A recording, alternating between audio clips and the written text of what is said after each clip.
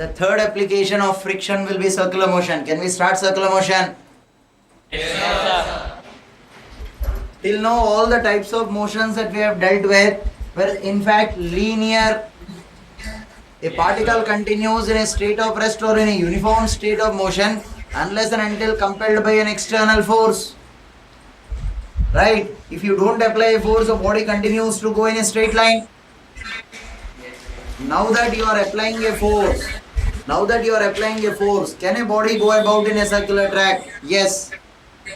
Now, if for a body to go about in a circular track, what all do you think is essential for it? Firstly, there should be a force acting towards the center of the circular track. Visualize this way. A body is going straight. You want to take it a turn. If you want to take it a turn, there should be a string tied to it towards the center and making it turn. Hold it towards the center and making it turn. If not, it continues to go in a straight line. Now you want it to turn means there should be a force acting towards the center of the circular track. The force may be anything. It may be gravitation, it may be electrostatic, it may be anything. But the name of that force will be centripetal force. If this force provides the required centripetal acceleration. Yes, sir. In chemistry, you have been taught Bohr's atomic model. Yes or no? Yes, sir. In that you were told an electron goes round the nucleus. There the electrostatic force of attraction provides the required centripetal force for the body to take a turn. Yes, sir. Earth goes round the sun, moon goes round the earth. Now the gravitational force of attraction will provide the required centripetal force. So as it is, a body is going in a straight track. You want it to take a turn from here. That means there should be something pulling it towards the center of the circular track. Yes, sir. Now if you are pulling it towards the center of the circular track, it will take a turn this way. This required force which provides the required centripetal force. This required force which provides the required centripetal force makes the body go about in a circular track. If this external force will not exist, the body continues to move with uniform velocity straight along a particular direction.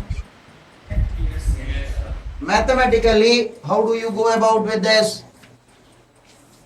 Firstly, let me consider a particle here and this is R, this is theta. A particle is going about in a circular track. There are two new parameters being introduced. We will define omega. This will be d theta by dt. Rate of change of angular displacement will be angular velocity.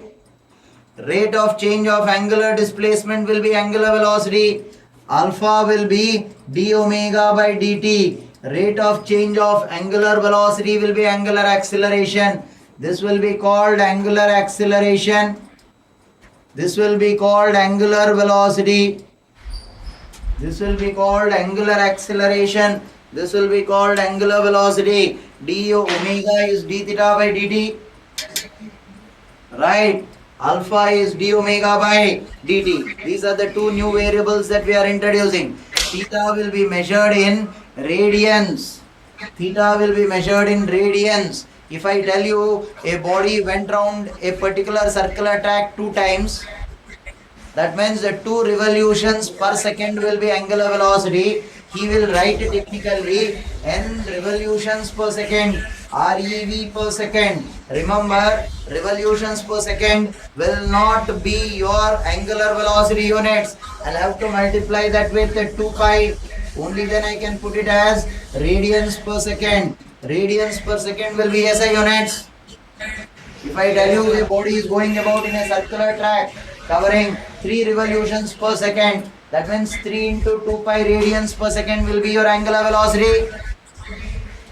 Yes, sir. Right? Fine. Have a look at this.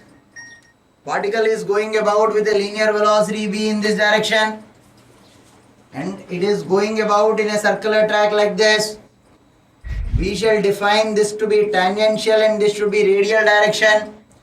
The unit vector along the tangential direction is ET. The unit vector along the radial direction is ER. Small e suffix R with a cap on it. Small e suffix T with a cap on it. right? Small e suffix t with a cap on it. This is the tangential. This will be radial direction. This will be r. If this is theta, I will call this to be theta and this will be theta. Do you all agree with that? No. ER unit vector. Now generally you tell me unit vector along the x-axis. You tell me unit vector along the y-axis. Now here I am telling you unit vector is ER along the radial direction. ET is the unit vector along the tangential direction. Unit vector means definition is its magnitude should be 1. Have a look at this. So unit vector's magnitude is 1. Make the radial direction or tangential direction. Let me represent ER and DT along the x and y axes. When I write ER, have a look at it. It will be along the x-axis cos theta I cap plus sin theta j cap. Do you agree with that? This ER I resolved along this direction. What is the magnitude of ER? 1. 1 cos theta I cap. 1 sin theta j cap. 1 sin theta j cap. Next ET, how do you write? The ET which I resolve along this direction will be minus sin theta I cap plus cos theta j cap. Is that okay with all? Yes, sir. Now, this particle which is going about in a circular track, if I consider this to be the origin, how do I define the position vector of the particle? The magnitude of the vector is r. The direction is ER. Do you all agree with that? Yes, sir. Magnitude of the vector is the radius of that particular length. That is r. And direction is ER. The complete vector will be represented with r this way.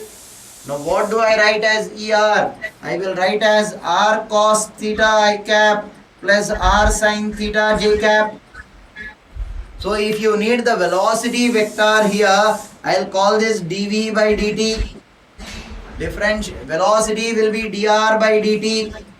You call this velocity, rate of change of position. Right? Now when I am differentiating this, small r will remain constant. Differentiation of cos theta is minus sin theta into d theta by dt. Chain rule. Because I am differentiating with respect to t. I know the differentiation of cos theta is minus sin theta. That is when you differentiate with respect to theta. Right? Plus of r cos theta d theta by dt j cap. Rearrange this. This turns out to be d theta by dt, and d theta by dt can be written as omega. R omega minus sin theta I cap plus cos theta j cap. Can you recognize this? Tangential direction. Are you trying to tell me that for a particle going about in a circular track, you will have only tangential velocity? Yes. More technically, I will have to write this plus 0 ER. Along the radial direction, the vector's magnitude is 0. Plus 0 ER. That means a particle going about in a circular track will have only tangential velocity of magnitude r omega. Tangential velocity. That means it will not have any velocity along the radial direction. Then alone I can consider the particle to be going about in a circular track. Then alone I can consider the particle going about in a circular track. Is that point clear to all? You have taken along the radial direction, differentiated this to get the velocity which you are getting only along tangential direction. So definition of circular motion is particle is going about in a circular track such that there is no velocity component along the radial direction. And the velocity component exists only along tangential direction. Listen. Now that I know that for a circular motion, the velocity should exist only along tangential direction. Let me speak about the acceleration. What did I get velocity as? Velocity was r omega into et. Et was minus sin theta I cap plus cos theta j cap. This was what I got as velocity. Now acceleration will be dv by dt. Now r is a constant which I can bring it out. I have two variables. Omega is 1, et is 1. Now firstly I differentiate omega, d omega by dt. That means et will remain the same. I am using u into v formula for differentiation. I differentiated omega. The et formula will remain the same. Now keep omega as it is and differentiate this. Minus sin theta will become minus of cos theta d theta by dt I cap minus sin theta d theta by dt j cap. Is that okay with all? Now look out for this. D omega by dt will be called angular acceleration alpha. Angular acceleration alpha into et minus d theta by dt will be omega, and I already have r here, r omega square. I am left with, the minus sign is brought out. I am left with cos theta I cap plus sin theta j cap. Cos theta I cap plus sin theta j cap will be er. You are trying to tell me that acceleration you will have both tangential and centripetal. Radial, this is radial, this is tangential. While velocity, you have only tangential. You took radial vector and you differentiated, you got velocity along the tangential direction. You take the velocity along the tangential direction and differentiate. You will get both radial as well as tangential. This will be et. Further, r alpha along the tangential direction can be written as r d omega by dt. Right? It is from d omega by dt that you wrote alpha. Now take r inside, d by dt of r omega. d by dt of r omega. What is this value of r omega? V. We have written the magnitude of V. So this will be dv by dt. Listen, I didn't put an arrow on this. I have only taken the magnitude of this r omega. This is the direction. So tangential acceleration's magnitude will be dv by dt. And centripetal acceleration, this will be called centripetal acceleration. The negative sign tells me that centripetal acceleration is acting towards the center of the circular track. Towards the center of the circular track. Because ER you took radially outwards. Negative sign tells me that it will be radially inwards. This will be r omega square or r v by r whole square, v square by r.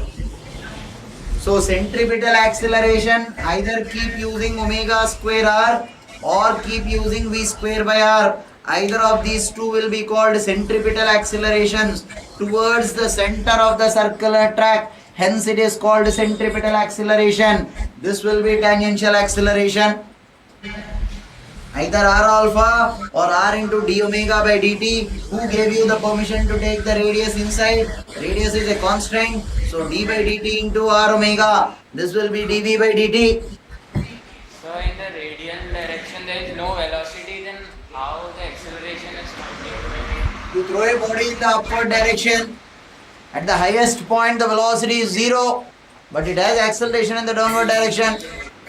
It is having acceleration doesn't mean it should have velocity in that particular direction. Right? Yes.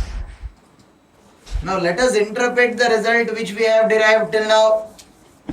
What we have derived till now is a body going about in a circular track will have a tangential velocity of v equal to r omega. Right? This is r.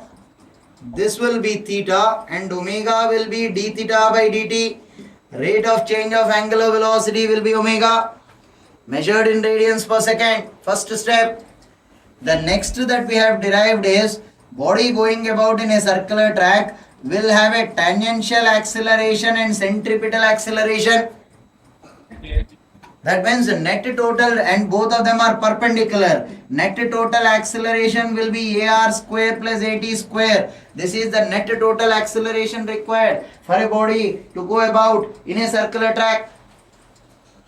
But then if ever you ask me a confirmation, this acceleration is compulsory for the body to go about in a circular track. It is the centripetal acceleration acting towards the center of the track. Why? I can go about with uniform angular velocity.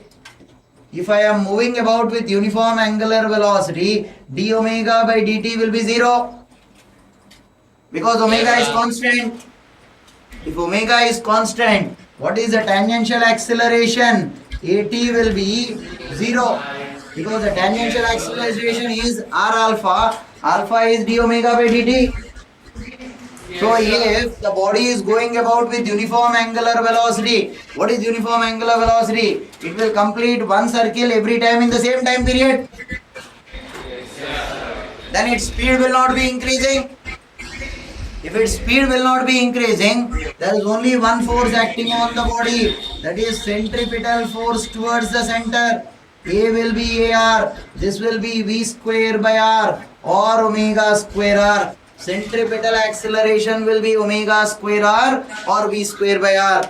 If a body is moving with uniform angular velocity, the rate of change of angular velocity will be 0, implies the speed of the particle in the circular track also remains constant. That means the tangential acceleration is 0. There is only one acceleration acting on the body, centripetal acceleration. Hence it becomes the confirmation for a body to go about in a circular track. If ever I tell you that there is some force acting on it which provides the required centripetal force, then that particular body is going about in a circular track.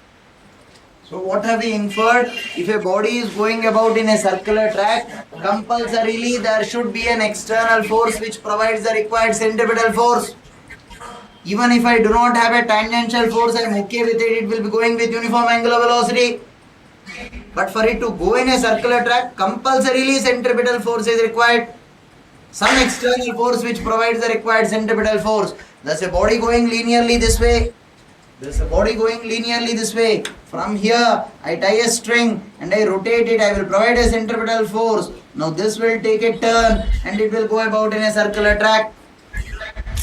Hence, for a body to go about in a circular track, compulsorily we will require an external force which will provide the required centripetal force. And the centripetal acceleration will either be V square by R or omega square R. V equal to R omega is something that we derived. V is equal to R omega. Second, velocity will only be along the tangential direction. A body going about in a circular track is moving with constant velocity. Statement is always wrong because in a circular track, velocity direction is changing. At this instant, velocity is in this direction. The velocity direction is changing. When it is going with constant angular velocity, implies it is going with constant omega. Right? It's the speed v will be the same. Omega is constant means speed v will be the same. Not the direction of v. Not the direction of v. Direction of v is continuously changing. Direction of v is continuously changing. Three relations which we are already aware of. The linear velocity relations. V is equal to u plus at can be translated to omega is equal to omega naught plus alpha t. V square is equal to u square plus 2as will be omega square is equal to omega naught square plus 2 alpha theta. Theta is omega naught t. S is equal to ut plus half at square. Theta is equal to omega naught t plus half alpha t square. Remember, omega is measured in radians per second. Alpha is measured in radians per second square. Fine. Have a look at this. Consider the example of a simple pendulum. A simple pendulum is oscillating this way. Look at the dynamic equation that we write. So can I claim that the simple pendulum is going about in a circular track this way? Yes, sir. Now at the lowermost point, what will be the equation? Tension is at. Now if it is going in a circular track, I should tell you the forces which are providing the required centripetal force. A particle will go about in a circular track only if a body only if there is a force which provides the required centripetal force. So what provides the required centripetal force for this? T and mg are acting in this direction. Net total force towards the center minus the force away from the center. T minus mg is mv square by L. T minus mg is mv square by L. Now suppose I write the same dynamic equation here. This will be mg here. My equation would be mg cos theta here. At the lowermost point it is T minus mg will provide the required centripetal acceleration. Centripetal acceleration is v square by r. R is the radius. Here what is r? Length of the simple pendulum. But when it comes to this, T minus mg cos theta will be equal to mv square by L. By chance, if this is the extreme point from where you are releasing,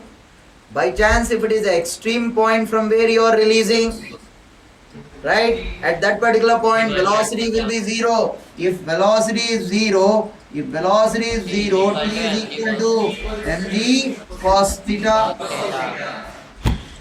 At the extreme position, T will be equal to mg cos theta because the velocity is 0 there. Is the dynamic equation clear to all? Yes. Quick, look out for this. Let us firstly assume that the vehicle you are driving is a point mass, which actually will not be the case. Right now the theory that we are dealing with will be considering this to be a point mass. Suppose you are taking a turn on the road. Traditionally a two-wheeler, you will hold the handle this way. Right? When you want to take a turn, you will rotate the handle. That means the front wheel of the vehicle, where the friction was acting in this direction, now will act with an angle theta. Now why did the front wheel actually move the vehicle in the forward direction? Now this was omega, means friction will be in this direction. So the friction for a vehicle is acting in the forward direction. Now that you turn the handle of the vehicle or the steering of the four-wheeler, the wheels will rotate in this direction. So they will have a horizontal component and vertical component. Vertical component is taking the vehicle in the forward direction. The horizontal component will provide the required centripetal force. Right? For a vehicle to take a turn, there should be a force acting towards the center of the circular track. The wheels are providing the actual friction in the forward direction.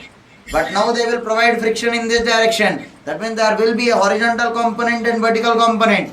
The horizontal component will provide the required centripetal force. Right?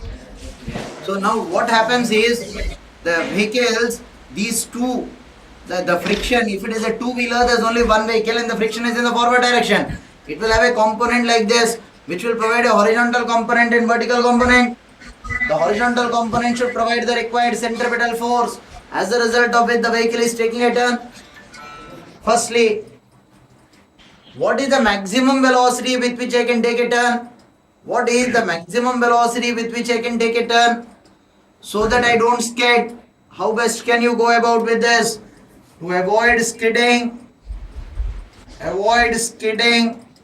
who provides the required centripetal force for you to take a turn? It is the friction which is providing the required centripetal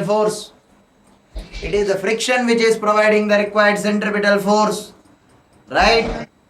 But for that, on a horizontal road, there is nothing else which will provide the required centripetal force. What is the maximum value of friction you can use? Mu n. Mu n is the maximum value of friction.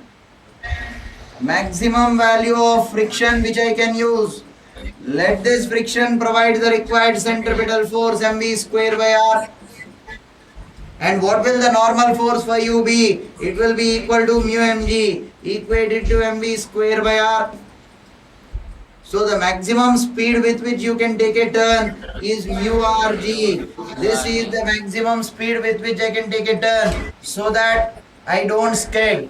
Till when there is something to provide the required centripetal force, the body will maintain in a circular track. The moment you miss the centripetal force, the body will start going tangential along that particular direction. For instance, say you tied a stone to a string and you are rotating. If the string snaps, the stone will fly out tangentially. If the string snaps, the stone will fly out tangentially. Yes or no? Same is the situation here. Till when friction provides the required centripetal force, the vehicle will maintain the track. You decrease the surface friction, decrease the value of friction, the required centripetal force is not provided. The vehicle will skid out tangentially from there. So for the vehicle to be maintained in a circular track, you need to, there should be an external force which provides the required centripetal force, and the centripetal force will be mv square by r. Excuse me, sir. Yeah. The maximum value of friction will be mu and sin theta. No, it will be mu n. The reason being is like this. How are you going to take a turn? If you watch a 500cc motorcycle race, he will bend the vehicle inwards. Why is he bending the vehicle inwards? With the tires, by the way, what friction is he using? Static or kinetic? Static. The tire should not slip. If the tire slips, then it is kinetic. If it is kinetic, he will be skidding out. What he is using is static friction, and in static friction, when he bends the vehicle, if you observe with the tires, see, I want an acceleration in this direction, I should push the ground in the backward direction, I get a reaction so that I accelerate forward. Same is what he is doing with the vehicle. He will bend the vehicle inwards. He will bend the vehicle inwards so that this point is pushing the ground in this direction. He will get an equivalent opposite reaction. He will bend it to such an extent that is pushing the ground with the maximum force in that direction. And what is the maximum force with which he can push the ground? It should not be more than mu n. If he uses a force more than mu n, he will start skidding. That will be dangerous. So when he presses the ground and in the backward direction this way, he will get a reaction in this particular direction, and hence that provides the required centripetal force. The maximum friction you can use will be mu n. That should provide the required centripetal force of mv square by r. And if you watch the 500cc motorcycle races, they come to the outer edge and they take a turn this way. From the top view when you see that, yes or no? Yes, sir. They come till here and immediately bend the vehicle so that they take a turn in this particular direction. Fine. Now consider this. Why did they do this? Because to increase the speed with which he takes a turn, he'll have to increase the radius. Did he increase the radius? Obviously yes, he has made it slightly flatter. See this and see this curve. If you would have stuck to the inner route, then the radius would have been much shorter. Now the radius is much larger. Pardon? Sir, please explain one more time. This one? Yes. See the, if you have seen the 500cc motorcycle racing, Yes, sir.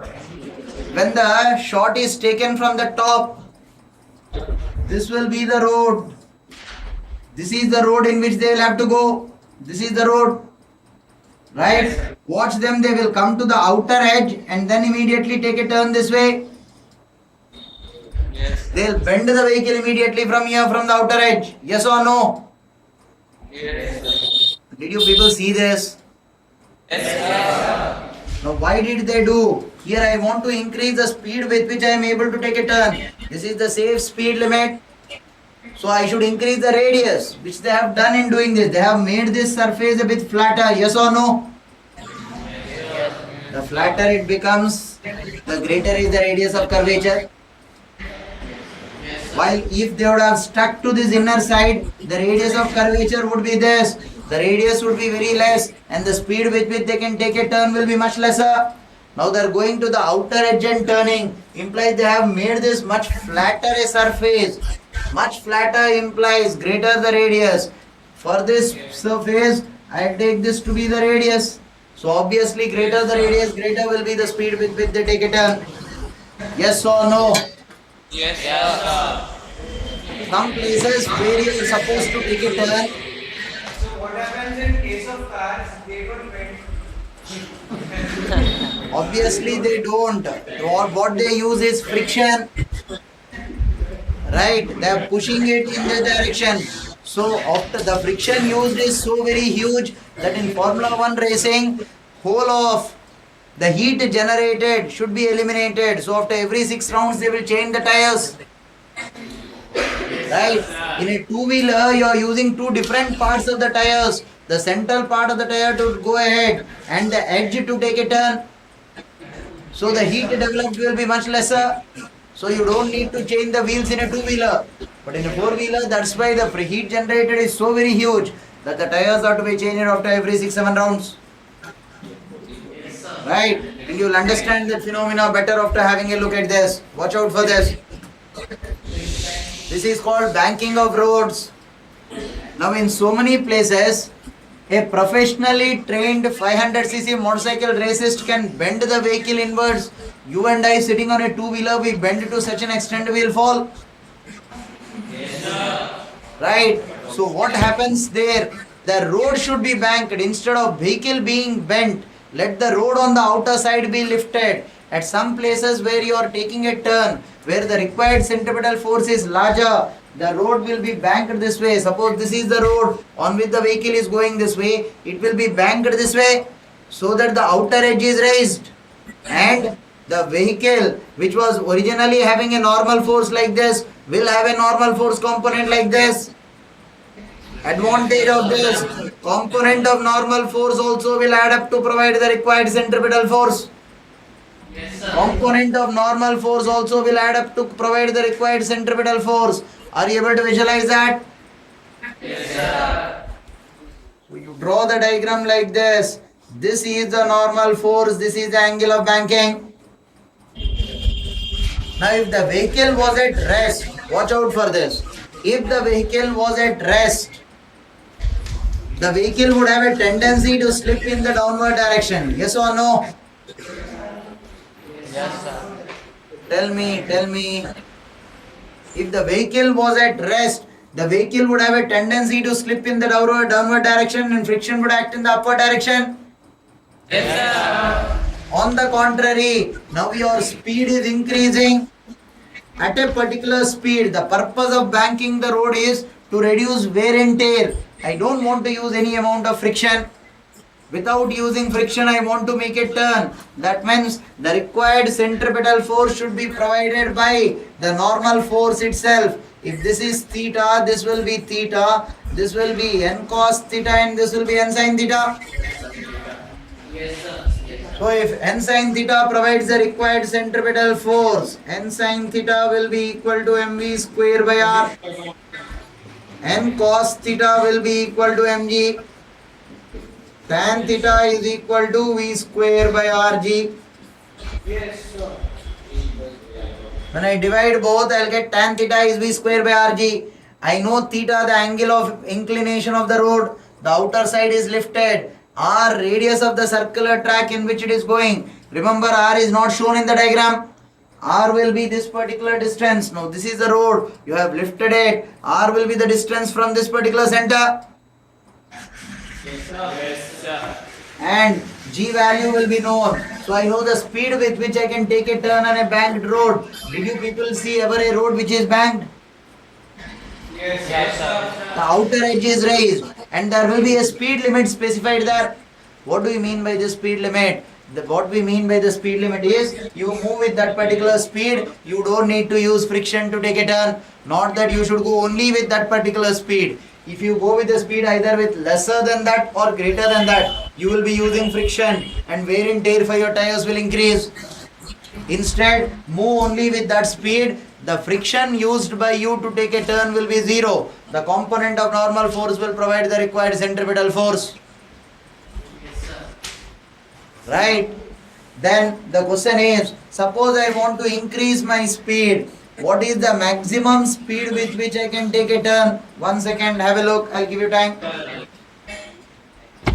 What is the maximum speed with which I can take a turn? That means if I am increasing my speed, I am in need of greater centripetal acceleration. There should be some other force also which provides the required centripetal force. Only then I can increase my speed. Yes, sir. Now where from will I get this additional force required? Along with the normal force, frictional force will act in the downward direction. Component of n sin theta plus f cos theta, both put together. This is theta implies this is theta implies this is theta. Right? Frictional force component f cos theta, normal force component n sin theta, both together will provide the required centripetal force. Hence I can move with greater speed. Hence I can move with greater speed. Now visualize this. Who gave you the information that friction is acting in the downward direction? Now look out for this. You are telling me tan theta is v square by rg. Tan theta is fixed. The angle of inclination of the road is fixed. Now if this is fixed, if I want to further increase the speed of my vehicle, what will happen to the radius? That will further increase. Yes or no? Now if the radius is increasing, this is somewhere the center of the circular track. Radius is increasing means vehicle will tend to move in the upward direction. Yes or no?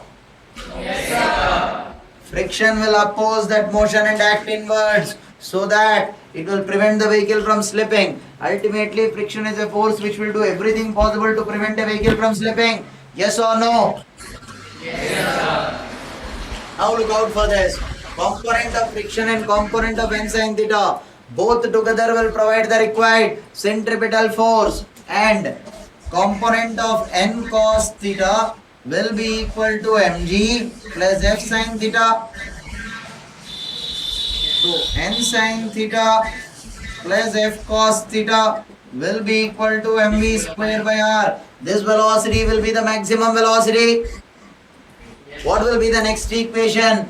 The next equation will be n cos theta will be equal to mg plus f sin theta. Yes, sir. Force in upward direction will be equal to forces in. Now if I want the velocity to be maximum, don't you think I should substitute the maximum value for friction? Yes, sir. What will the maximum value of friction be? Mu n. Excellent. Friction is equal to mu n. Hence this velocity will become the maximum velocity. So what does that mean? If you want to increase your speed in a circular track, please do increase a source which will provide the required centripetal force. So n sin theta plus f cos theta, both together will provide the required centripetal force. And if I take the maximum value of friction as mu n, then the velocity here will be maximum. The maximum velocity with which you can take a turn. If I ask you for minimum speed, what will you do here? For minimum speed, undoubtedly this will be normal force, but friction will be acting in this direction. Why? As I tend to decrease my speed, the vehicle will tend to slide in the downward direction. If I bring the vehicle to rest, that vehicle will tend to slide in the downward direction. Hence, friction will be upwards. This will be f cos theta and this will be n sin theta. So my equation will be n sin theta minus f cos theta will be equal to mv square by r. The other will be, this is theta, this is n cos theta plus f sin theta, and this will be mg. The other will be n cos theta plus f sin theta will be equal to mg. This will be the minimum speed with which you can take a turn. And when will that be minimum speed? When f is equal to mu n. Now this velocity, this is being subtracted. If it is being subtracted, substitute mu f, the maximum value of f as mu n. If maximum value is being subtracted from n sin theta, v will be the minimum velocity with which you can take a turn, because you are putting the maximum value of friction. Yes, sir. Is the logic clear to all? Yes, sir. This is a hemispherical bowl of radius r. There is a small particle of mass m placed here. Obviously, the normal force will pass through the center this way. Now, if this angle is theta, this will be theta and this will be n cos theta and this will be mg. And this component will be n sin theta. Right? If ever the particle is going about in a circular motion with an angular velocity omega, the hemispherical bowl is rotating this way. He is asking you what should be the angular velocity so that this mass doesn't slip. If the mass doesn't slip, first of all, I should have n cos theta should be equal to mg. Yes, sir. Second, it is going about, I will redraw the diagram here. It is going about in a circular track this way.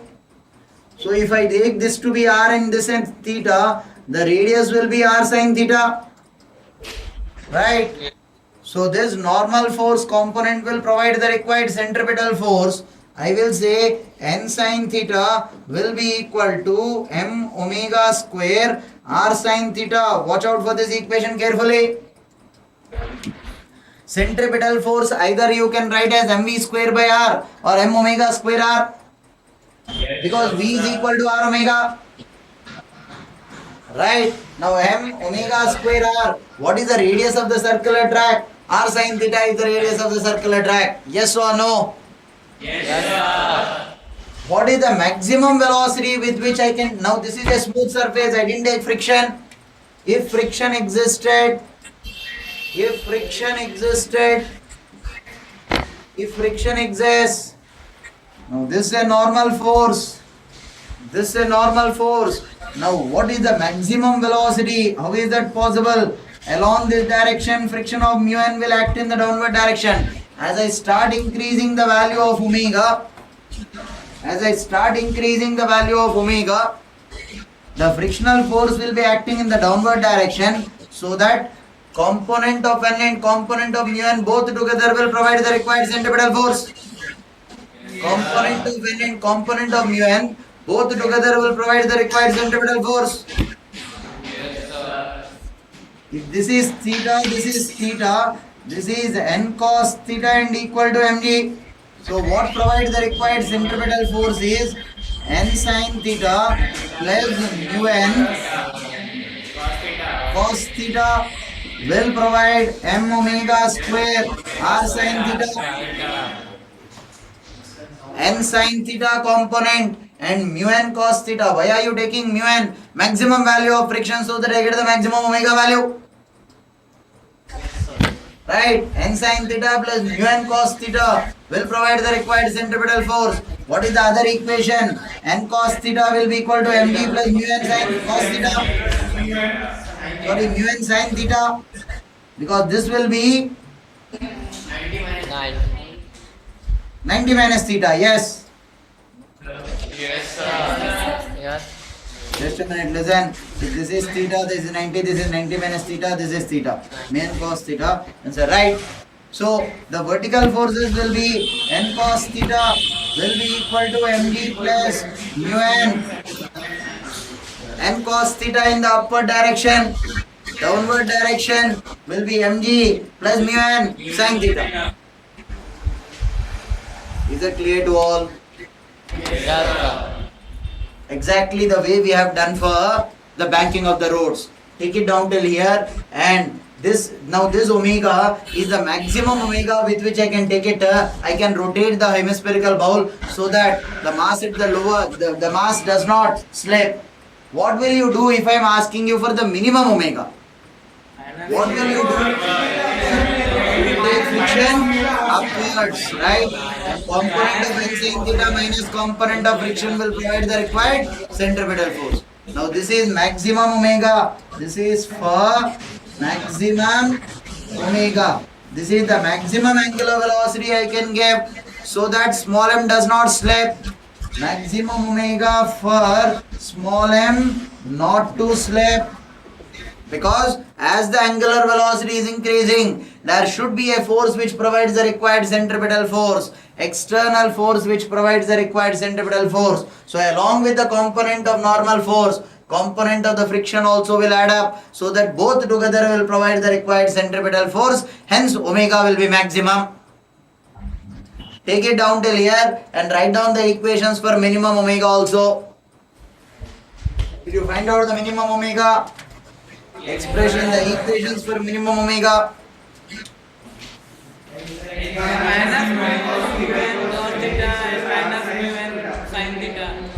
Right, the frictional force should be acting upwards. This horizontal component need to be taken this way.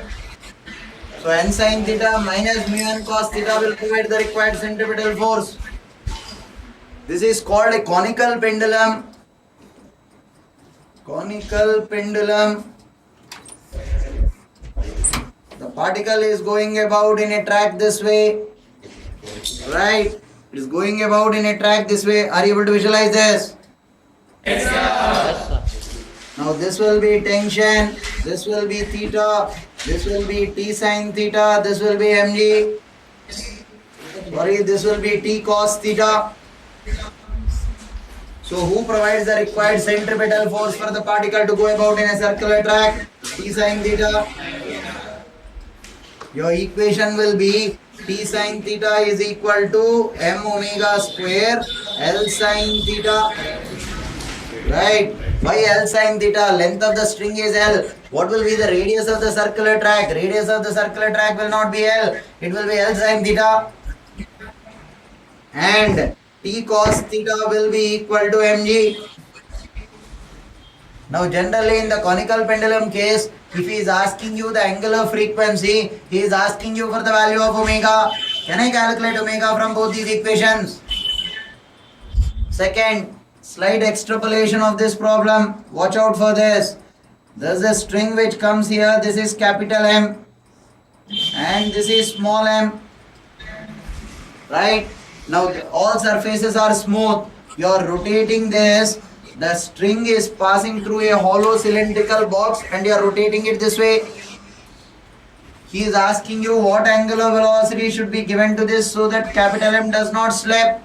Capital M should be at the same position and this value is given as theta.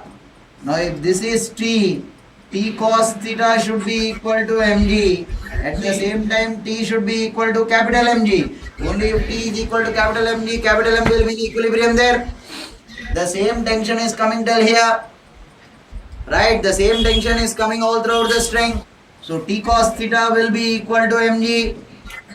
Will be equal to and T will be equal to capital mg. Firstly, these two equations are they clear to all? Yes, sir. Yes, sir. Yes, Now sir. who provides the centripetal force for this? T sin theta will provide the required centripetal force for this. That will be equal to m omega square L sin theta. Yes, sir. Yes, sir.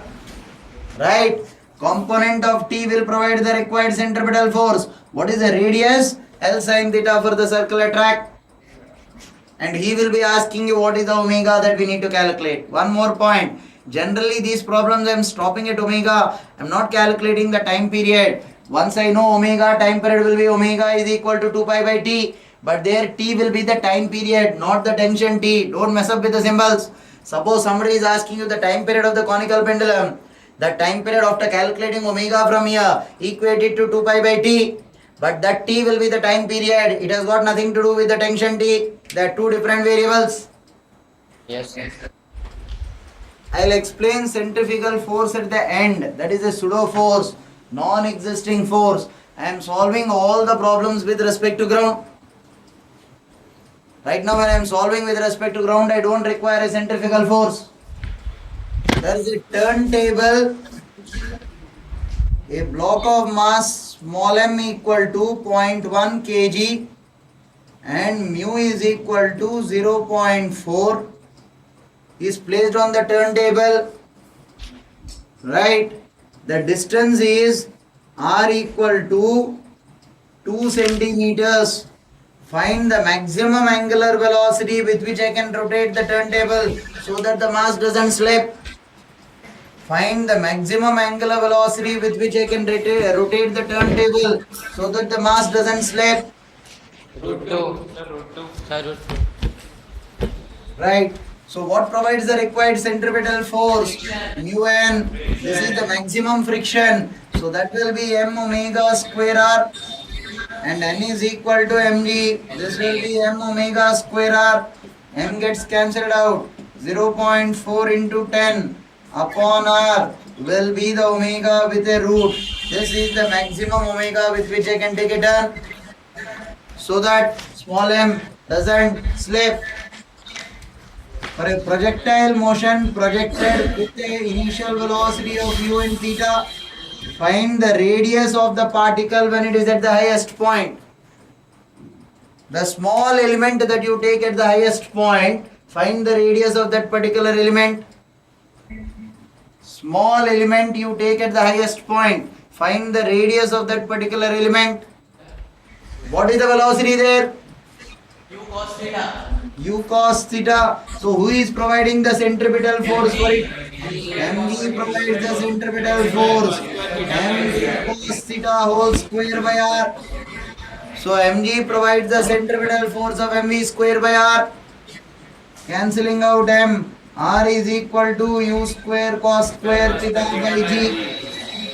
Excuse me, sir. Yeah. In the previous question in the turntable, don't you have to take the radius in meters? 10 root 2. So, Radius If you in. consider the radius in meter, yes, as sir. I made. 10 root 2. So then it comes. You are right. You will have to substitute radius in meters because that is given as 2 centimeters. So 10 root 2. 10 root 2. 10 root 2 in that case. Whatever you get, so many radians per second. Find the radius in this particular case when the velocity makes an angle of alpha with the horizontal. Same projectile motion problem. Find the radius in this particular case when the velocity makes an angle of alpha with the horizontal. Here, whatever may be the velocity v which is not given, I will say v cos alpha should be equal to u cos theta. So v is u cos theta upon cos alpha. So first of all I get the velocity here. Now then this is mg component, this is alpha, this will be 90 minus alpha, this will be alpha. So this will be mg cos alpha. Who provides the required centripetal force? mg cos alpha will provide the required centripetal force. mg cos alpha will be equal to mv square by r.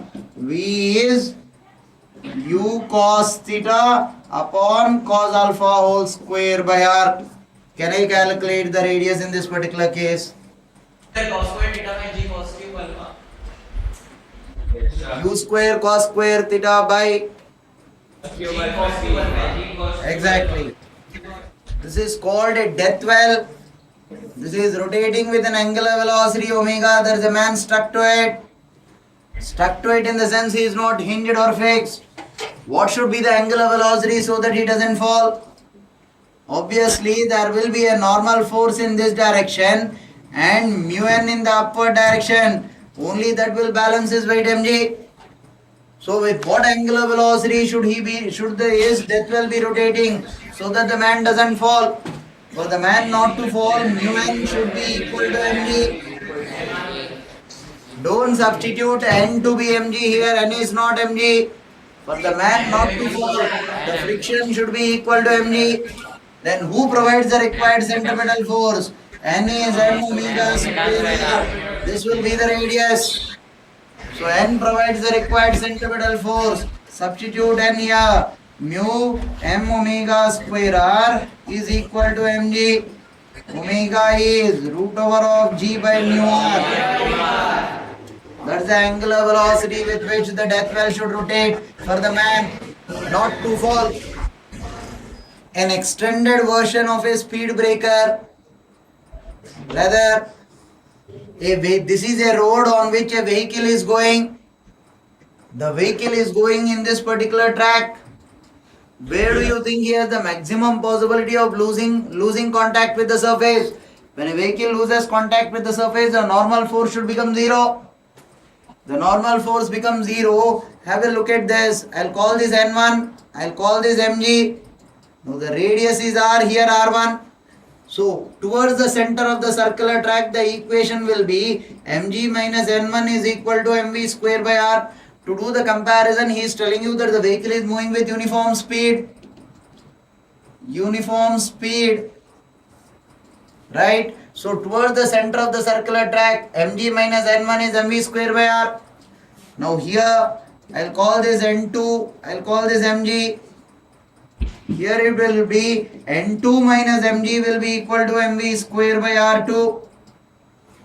Force towards the center minus the force away from the center. If I take a small element and draw a circle, I will have r2 radius here. Now similarly, when I come to this, This will be R3. The vehicle will be here. I'll call it N3 and I'll call it mg in the downward direction. Now what will be the equation here? Towards the center is mg minus N3 is equal to mv square by R3. This is R2 and this is R1. Where do you think the normal force is minimum? Here normal force will never be equal to 0. N2 is equal to mg plus mv square by R2. This will be positive. There is only one possibility that among these two the normal force will become 0. Now here normal force N1 is equal to mg minus mv square by R1. N3 is equal to mg minus mv square by R3. Which normal force do you think is lesser? Here R3 is greater. Greater R3, lesser the value of mv square by R3. A lesser quantity is being subtracted from mg, while here a greater quantity is being subtracted from mg. That means N1 is lesser than N3. 100%. Maximum possibility of the body losing contact with the surface is for this particular situation. Listen. A vehicle is moving with a speed v. Write down this problem. A vehicle is moving with a speed v. A vehicle is moving with a speed v. The driver spots a wall at a distance of d. Should he apply brakes or prefer to take a turn? Now listen. If he is supposed to apply brakes, the force that he need to apply, purpose of applying brakes is to bring the vehicle to rest before it collides with the wall. Yes or no? Yes, sir. Now that means the force into displacement should be the work done, which will be equal to half mv square minus 0. Initially this was the kinetic energy. Final kinetic energy should be 0. This is the work it should do to come to rest. Yes or no? Yes, sir. That means this is the force I need to apply to bring the vehicle to rest. If you spot the vehicle wall at a distance of d, it is moving with a velocity of b. It should come to rest before hitting the wall. That means force dot displacement is the work done, which should be equal to change in kinetic energy. And this F will be equal to mv square by 2d. Pardon? Now instead, if he wants to take a turn, he should take a turn with his radius to be lesser than d or equal to d. If he takes a radius greater than d, he will be in trouble. He will collide with the wall. Yes, sir. So that means to take a turn, this is to stop. To take a turn, F should be equal to mv square by d. The force that he needs to apply should provide the required centripetal force. The force that he needs to apply should provide the required centripetal force. This is the centripetal force. Right? Which force do you think is lesser? And we square by 2 to stop. To apply brakes. Hence it is suggested that you bring your vehicle to rest by applying brakes. Then in actual practice, why don't you people do that and why do you prefer to take a turn? In actual practice, your vehicle is not a point object. Here you have solved the problem using point object. There the conditions of toppling will be taken into consideration. Hence it is suggested that you take a turn when you are at very high speeds. Put the question in another format. Though the derivation of this will not be dealt to you right now, because we need to define a definition called torque. But then I'll put it in layman's language. A four-wheeler is taking a turn. A four-wheeler is taking a turn. You already calculated the maximum speed with which I can take a turn so that the vehicle lasts but one bench. Listen to the question at least. A four-wheeler is taking a turn. We calculated the velocity with which I should take a turn so that it doesn't skid. Yes or no? Yes, sir. Now there will actually be a condition of toppling also for the four-wheeler. There will actually be a condition of toppling. Skidding is one condition. Toppling is one condition. Now when you are taking a turn this way, if friction is not sufficient to provide the required centripetal force, and if the vehicle is about to topple, Which wheels do you think will take off from the ground? The inner or outer? Outer. See, if this is a circular track, I'll call this the inner. I'll call this the outer. You're seeing the back part of the vehicle. You're seeing the back part of the vehicle. These are the two wheels. Right? This will be the inner, this will be the outer. The front part of the vehicle is into the board. Now listen. Say we are not using any physics in it. We are using layman's language. In layman's language, when I bank the road, I am providing additional security to the vehicle. Yes or no? Now if really the outer wheels were taking off from the ground, when I am banking the road, I am raising the outer wheels. Yes or no? Yes, sir. Now nothing will prevent your vehicle from toppling. If really the outer wheels were to take off from the ground, now that while you are banking the road, you are raising the outer wheels from the ground. Now nothing will prevent your vehicle from toppling. By raising the outer wheels, say if this was the road which was going inside, I am raising the outer wheels this way, implies I am providing additional security to the inner wheels. When I am providing additional security to the inner wheels, it means the inner wheels are standing a greater risk of losing contact with the surface. Yes, sir. We will prove this mathematically slightly at a later stage.